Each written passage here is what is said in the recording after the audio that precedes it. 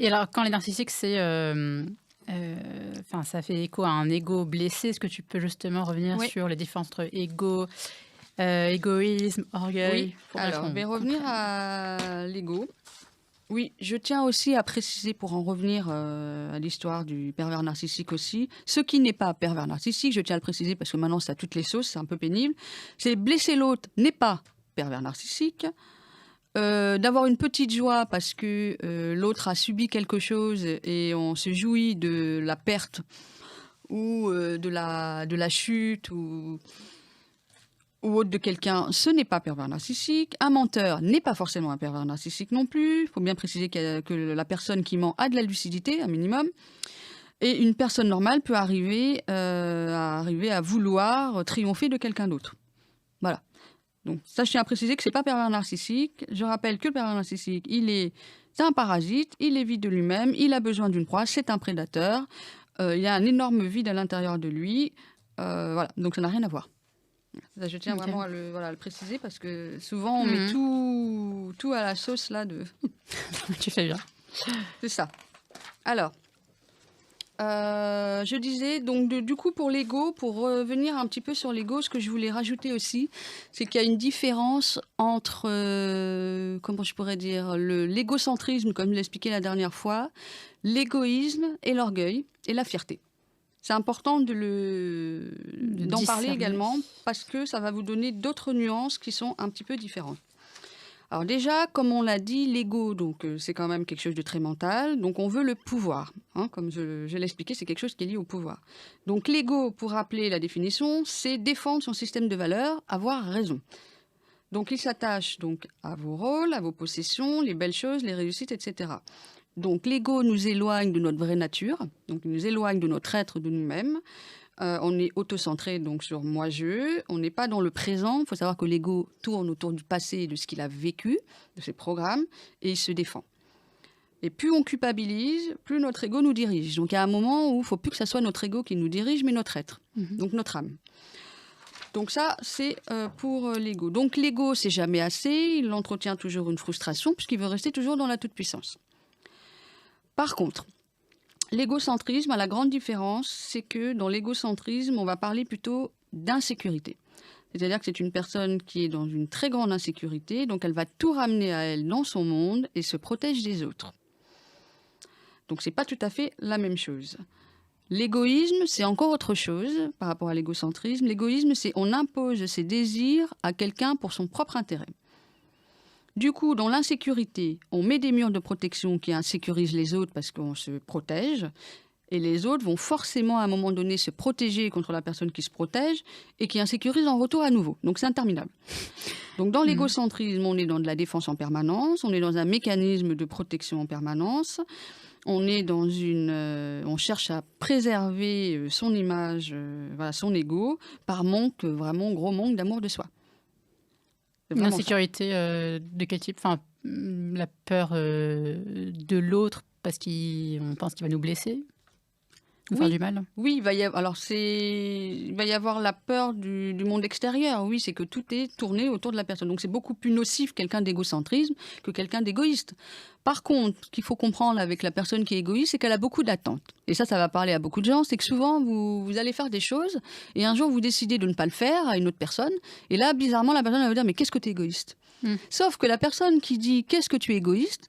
Elle est en train de vous dire, je suis déçue parce que tu n'as pas fait ce que je te demande. Tout simplement. Donc à un moment donné, elle est juste déçue dans ses attentes. Mmh. Donc plus il y a d'attentes, plus il y a d'égoïsme en fait. Donc il y a un moment où il faut arriver à retrouver un Le juste équilibre milieu. là-dessus. Maintenant, l'égocentrisme, c'était pas la même chose que l'orgueil. Donc l'orgueil, c'est, on va dire, un comportement qui est lié vraiment à l'égocentrisme. C'est-à-dire que c'est j'impose mon système de valeurs aux autres. Donc l'orgueil, donc par des comportements et des sentiments exagérés, au-dessus des autres, d'avoir raison, de gagner, de tout ramener donc à soi. Et il y a également dans l'orgueil une fausse humilité qui est, quand je dis fausse humilité, c'est-à-dire que ce sont des personnes qui vont vous faire croire que oh, je mérite pas ça, ou tu me dis ça pour me faire plaisir, ou il y a certaines personnes quand elles disent ça, c'est pour que vous surenchérissez pour leur dire mais non, t'es quelqu'un de bien. T'es quelqu'un Mmh. de valable, je t'admire, ou autre. Et là, la personne, elle a ce qu'elle veut. Et c'est de l'orgueil, ça. Et dans l'orgueil aussi, ce que je tiens à préciser, c'est qu'on a tendance à vouloir changer l'autre dans l'orgueil. On veut tout faire pour ramener l'autre à soi aussi. De façonner notre image. Voilà. Enfin. Donc évidemment, le pervers narcissique, les personnalités narcissiques sont orgueilleuses. Mm. Et c'est pas tout à fait la même chose. Maintenant, la fierté n'a rien à voir avec l'orgueil. Quelqu'un qui est fier, ce n'est pas une personne qui écrase les autres, ce n'est pas une personne qui diminue les autres, au contraire, c'est une personne qui est fière d'elle-même, de ses valeurs, de sa légitimité, de ce qu'elle fait, que ce soit dans l'avoir, l'être ou dans ses actions. Mm. Donc ça ne nuit pas à l'autre, donc on a le droit d'être fier de soi en fait. Au contraire, il faut être fier de soi. Mais la fierté n'est pas de l'orgueil. L'orgueil, ça va écraser l'autre. Ça veut dire moi je suis mieux que l'autre. Il y a un complexe de supériorité. Ça n'a rien à voir. Donc c'est pour ça que les gens ils sont là en train de dire oui l'autre il est fier là et ceci ça. Non, ils confondent. C'est le mot orgueil. Ah oui. Et dans l'orgueil, le truc aussi. Donc un exemple de l'orgueil aussi, ce sont des personnes qui sont en compétition, qui veulent dominer. Ce sont des personnes qui imposent leur volonté. Ce sont des personnes qui ont du mal à avouer leur tort, même si elles en ont conscience. Ce sont des personnes qui attendent que l'autre fasse le premier pas. Vous voyez, c'est que tout leur est dû. C'est pas de la fierté, c'est vraiment de l'orgueil. Donc je rappelle, l'ego se coupe de soi, l'orgueil se coupe des autres. Donc dans l'égoïsme, donc voilà, beaucoup d'attentes, comme je l'ai expliqué. Et normalement, plus il y a d'amour à l'intérieur de nous-mêmes, donc plus il y a d'épanouissement et de rayonnement intérieur, comme je le rappelle, plus on est bien avec soi, moins il y a d'ego. Donc c'est ça que les gens doivent analyser déjà, de se dire quand on rencontre quelqu'un, où est la part d'ego de cette personne ? Où est-ce qu'elle en est déjà dans son ego là voilà. Est-ce qu'elle est un ego déséquilibré ou est-ce qu'elle est dans un ego équilibré ? Avant même d'aller dans les perversions et tout ce qu'on veut, les profils narcissiques, déjà là on résume beaucoup de choses par l'ego. Donc plus une personne est blessée, plus il y a d'ego. Donc tôt ou tard, si la personne est blessée et qu'elle ne travaille pas sur elle, ça va nous retomber dessus. Comment, par exemple ?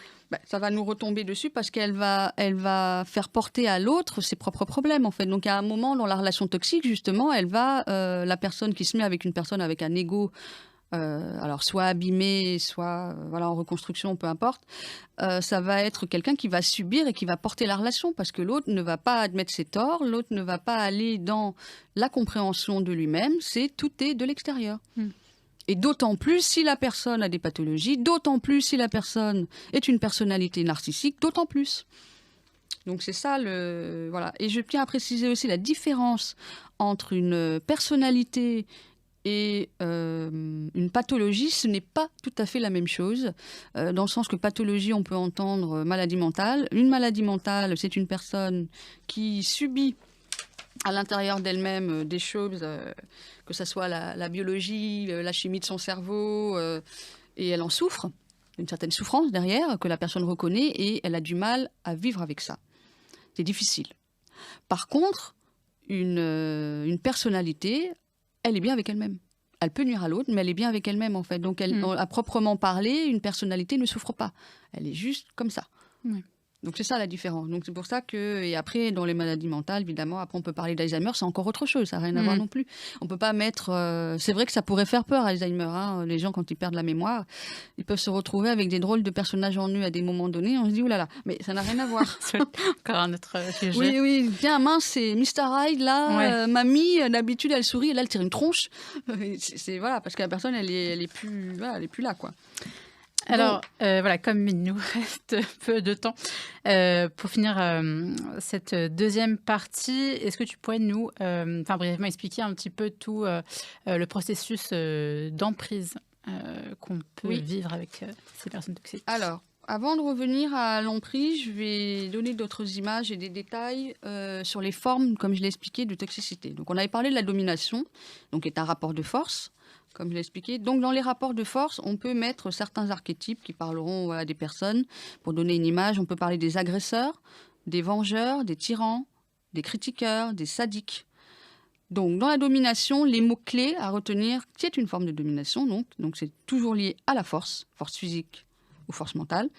Donc, exploitation, contrôle, agression, intimidation, violence physique ou verbale, tout ce qui est de l'ordre du management qui écrase, la torture, le harcèlement, diffamation, abus d'autorité, maltraitance, asservissement, et on est toujours dans le pouvoir, et surtout dans la domination, il y a toujours un gagnant et un perdant. Mais ce qu'il faut comprendre dans ça, c'est que c'est un jeu. C'est que dans ce jeu, il y a toujours une contrepartie. C'est-à-dire que les deux gagnent. Enfin, quand je dis gagne, celui qui est perdant a des bénéfices secondaires à rester dans la situation d'être perdant. Qui n'est pas forcément bon, qui est toxique, mais c'est un jeu, ça se fait à deux. Donc il y a dominant et dominé. Donc il y a un déséquilibre évidemment. Et donc ça donne du rapport de force, ça va imposer. Et on entend beaucoup parler de ça dans tout ce qui est dictature, les institutions. Évidemment, j'en parle quand même si c'est pas de l'ordre, on va dire, de la toxicité forcément. Le BDSM en fait partie aussi. Il y a un dominant, un dominé, et donc dans le dominant, il y a un esclave. Donc ça, voilà, à partir du moment où c'est un jeu, ça pose aucun souci à personne. Chacun est libre d'exprimer ce qu'il a envie. Par contre, quand ça commence à être toxique, là, il y a autre chose derrière, quoi. Ça veut dire que ça va être négatif pour l'autre, ça va pas aller dans le bon sens. Et donc, on a également le voyou, le paranoïaque et la personne qui exploite.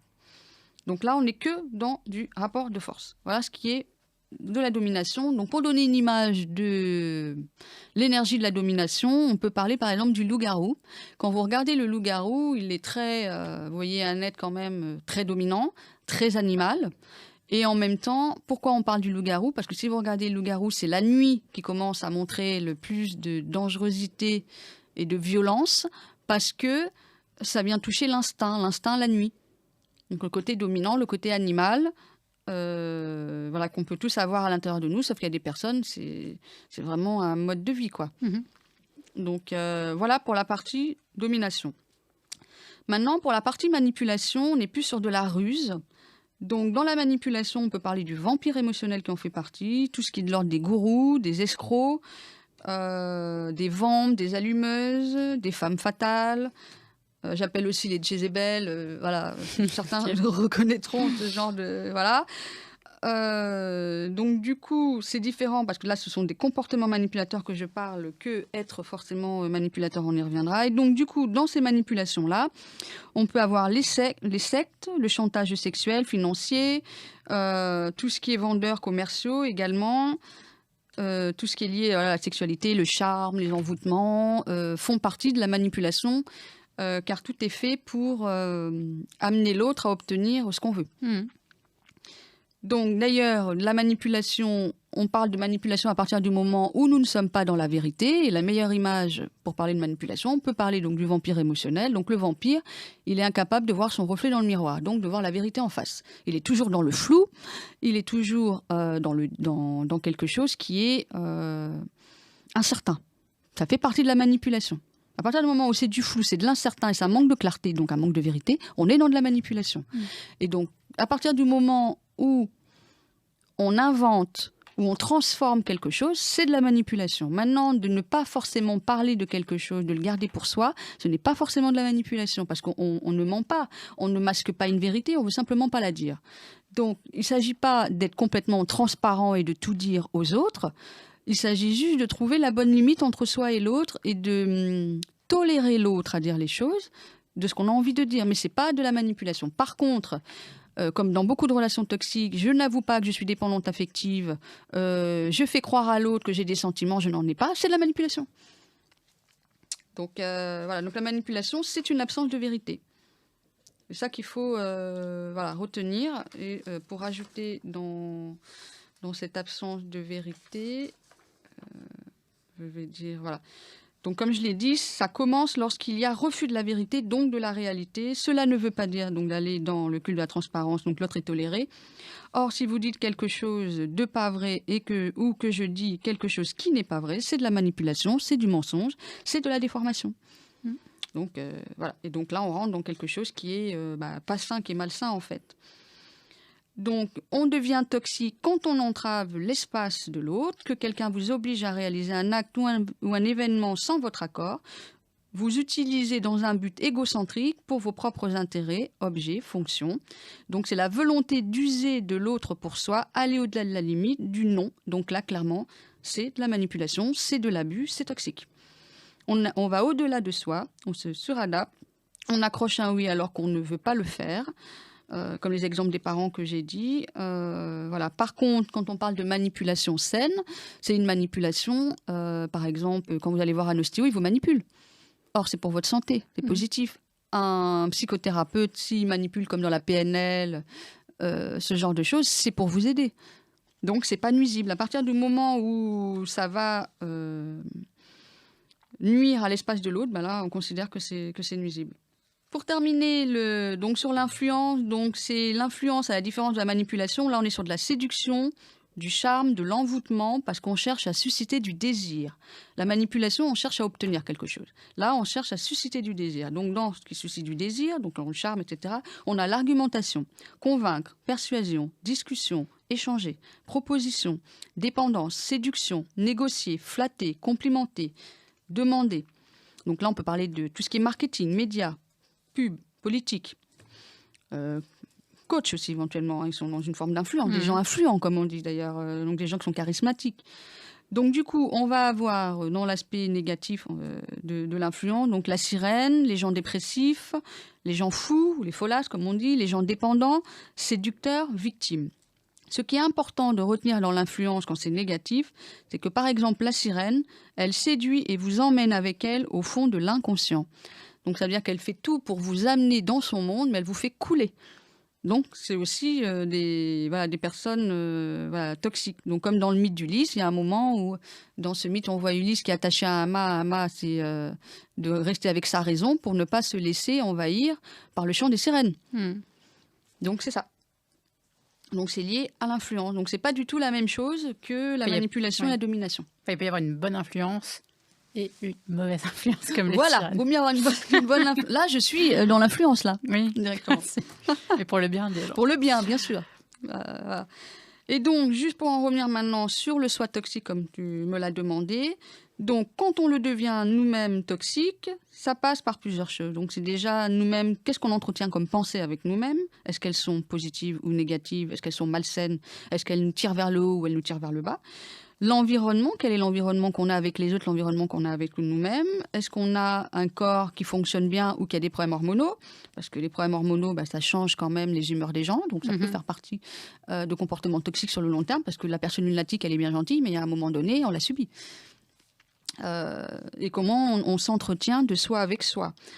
Donc, tout ce que nous sommes capables de voir dans le monde extérieur n'est que le reflet de notre monde intérieur. Donc, du coup, qui fait qu'on va devenir avec des comportements toxiques, voire après des personnalités toxiques. Donc, c'est les échecs, les traumas, les souffrances, les séparations, le mensonge à soi-même, l'ego qui l'emporte, les projections négatives. On est contre-productif, on est dans le jugement, on est dans les blessures. Donc, savoir que les gens dépendants ont des failles narcissiques assez importantes puisqu'ils ont une basse estime d'eux-mêmes. La faille narcissique, ça ramène toujours vers une basse estime de soi et non pas vers une supériorité. C'est que tout est ramené pour dire... Je suis nul, je suis pas assez, il me manque quelque chose. On est tourné vers le manque. On n'est pas vers l'abondance. Donc on est vers j'ai quelque chose de travers, je doute de moi-même. Tout ce que je fais, c'est jamais assez, c'est pas méritant. Voilà. Alors que dans la personnalité narcissique, c'est l'inverse. Elle a une haute estime d'elle-même. C'est juste que comme cette haute estime d'elle-même qui est illusoire, bien sûr, mais c'est pour compenser son ego très fragile. Or, dans les failles narcissiques, on n'a pas forcément un ego hyper fragilisé de la même manière, mais on va vers des personnes qui, au contraire, vont se diminuer. Les failles narcissiques diminuent tout le temps. C'est jamais assez, on n'est jamais assez bien, on contredit tout le temps et on va vers de l'autosabotage, on va dire. Et donc, le problème après de la toxicité, donc, c'est qu'on va vers des blessures. Les blessures nous amènent vers des émotions négatives. Donc, ça peut être, donc, comme je l'expliquais, désir, passion, jalousie, colère, déconnexion de soi, dichotomie, ignorance de plusieurs aspects de nous-mêmes, donc d'être dans le déni, l'orgueil, l'égoïsme, etc. Et donc, on a nos besoins qui ne sont pas satisfaits et on a une mauvaise connaissance de soi. Donc, ça veut dire que la connexion, le lien entre soi et l'autre, on n'est pas au clair. On a des troubles de l'attachement. Donc, je précise que les troubles de l'attachement sont des troubles qui sont liés à la sphère affective, c'est quel est le rapport d'attache que je peux avoir avec l'autre. Donc ça, on y reviendra. On a un problème d'estime, évidemment, de confiance en soi, on a un problème pour se valoriser, on a un problème d'insécurité, on a du mal à être dans l'autonomie et la liberté. Voilà les aspects qui font que si ces aspects-là, on n'est pas au clair, on va vers des comportements toxiques et voire plus. Donc ça génère en nous de la frustration, du manque, de la perte, donc de la souffrance. Et on va se cliver. C'est-à-dire que se cliver, on va avoir une partie de nous qui va rester dans cette souffrance et on reste bloqué avec cette blessure. Et à un moment donné, il faut comprendre que quand on est bloqué avec cette blessure, si on a eu des traumas, il y a un moment où le trauma sera toujours plus fort que la logique. Donc, même si on le comprend, si on ne le libère pas, il sera toujours là. Parce qu'il y a une charge émotionnelle derrière à libérer par rapport à ça. Et ce qu'il faut rappeler aussi, c'est que le prédateur, lui, il évite d'être blessé et il essaye de se satisfaire le plus possible à l'extérieur des besoins qu'il n'arrive pas, qui sont insatisfaits. Donc, du coup, pensée destructrice, complexe d'infériorité, non-respect des limites des autres, dépendance affective, opportunisme, rabaisser, victimiser, contrôle, donneur de leçons, sans qu'on ait rien demandé. Ça va vers des failles narcissiques. Donc, on devient toxique par nos comportements, par des blessures non résolues, par des besoins non satisfaits, frustration qui déclenche donc des émotions négatives. Donc, qui dit blessure dit ego, défensif. Et cette défense, on va utiliser des masques. Il y a plusieurs masques pour nous défendre. Je vais en citer quelques-uns après. Et du coup, ça nous met dans des réactions hyper toxiques parce qu'on devient dans des automatismes de surréaction. Et donc, dans les masques de l'ego, il y a le tragédien, par exemple, c'est celui qui est toujours en train de vivre des drames. Donc, il se cache derrière ces drames pour se protéger. Parce que derrière les drames, on peut plus me blesser. Je suis déjà blessée. Ensuite, on peut avoir le cartésien, qui fait partie aussi d'un masque d'ego. Alors, dans le cartésien, c'est je justifie tout par mon raisonnement et par mes connaissances. Donc, comme je connais, je ne suis pas blessée. Ensuite, on va en avoir un qui est plus classique, c'est celui du gentil. Donc, la personne, par exemple, qui va utiliser le masque de l'ego du gentil, elle va dire « Moi, je veux zéro conflit, comme ça, tout le monde m'aime et je ne subis plus. » Mais ça ne veut pas dire qu'on est soi-même. C'est juste qu'on met en place des stratégies pour éviter d'être blessé. Donc, c'est pour ça qu'il faut apprendre aussi à connaître nos modes de fonctionnement là-dessus. Maintenant, la grande question que tout le monde va me poser, c'est pourquoi certains ont des comportements toxiques et d'autres non, malgré des vécus difficiles. C'est là la grande différence, c'est que les frustrations refoulées, les colères non exprimées, comme j'ai parlé de la colère de l'enfant tout à l'heure, qui n'avait pas le droit de s'exprimer, il a deux façons de réagir. Soit l'enfant va se soumettre et va donc refouler ses émotions, soit il va au contraire réagir. Et c'est là qui fait la grande différence. C'est que si l'enfant ne l'exprime pas, c'est donc enfoui. Et si c'est enfoui, ça va se transformer en rancune et avec le temps en rage, haine. Et là, on va vers de la haute toxicité, quoi. Enfin, on va vers quelque chose de vraiment toxique. Par contre, si la personne se défend, l'enfant s'exprime et n'est pas d'accord avec ça, donc là, il exprime cette structure de personnalité qui lui permet de gérer ses réactions. Donc, il va être capable, l'enfant, d'accepter les réactions et non pas les refuser, de le mettre de côté. Sauf que cette acceptation va générer d'autres émotions, bien sûr, qui va être de la tristesse, de la déception ou d'autres sentiments qui viennent. Or, les personnes qui refusent, qui refoulent, qui accumulent, se transforment en rancune. C'est ce qu'on avait parlé la dernière fois des rancuniers. Et donc là, derrière, on a un désir de vengeance et ça peut emmener de plus en plus, évidemment, à un côté prédateur. Du coup, l'inconscient est chargé de violences qui ne sont pas libérées. Et c'est pas parce que le mental et le conscient dit vu que je ne le ressens pas, je ne le vois pas, c'est que ça n'y est pas. Je précise à tout le monde que nous sommes 10% dans le conscient et 90% dans l'inconscient.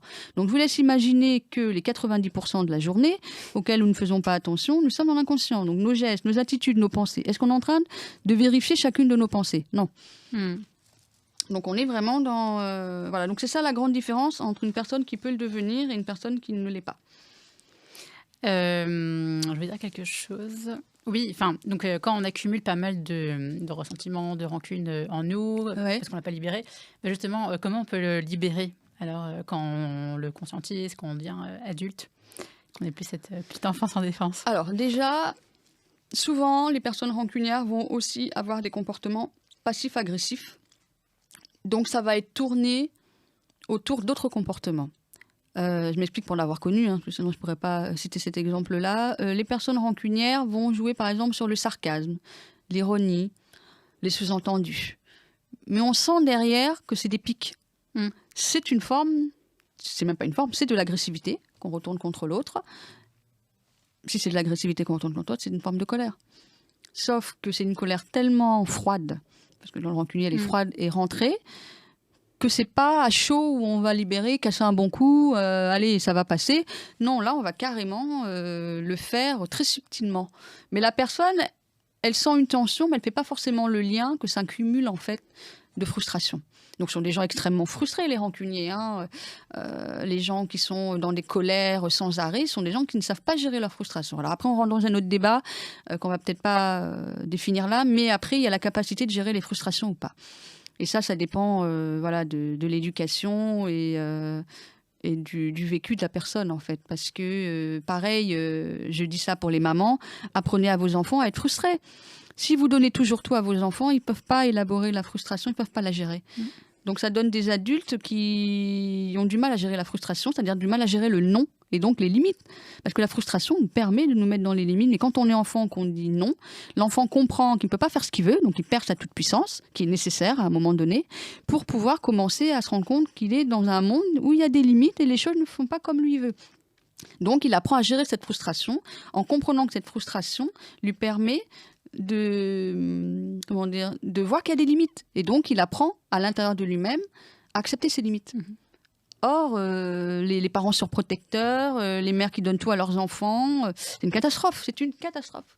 Et ça, c'est toxique. Parce qu'après, Donc, ça grosse donne des responsabilité adultes qui sont encore des enfants et qui n'arrivent pas à résoudre leur frustration. Et ça vient vers du caprice. Ça vient vers plein d'autres choses. C'est terrible, quoi. Et dans le dépendant affectif, y a une partie qui est comme ça. Et donc justement, on en vient à la dépendance affective, donc des personnes qui peuvent donc se retrouver facilement dans des relations dites toxiques. Ça provient d'où cette dépendance affective? Ça vient de carences affectives à la base?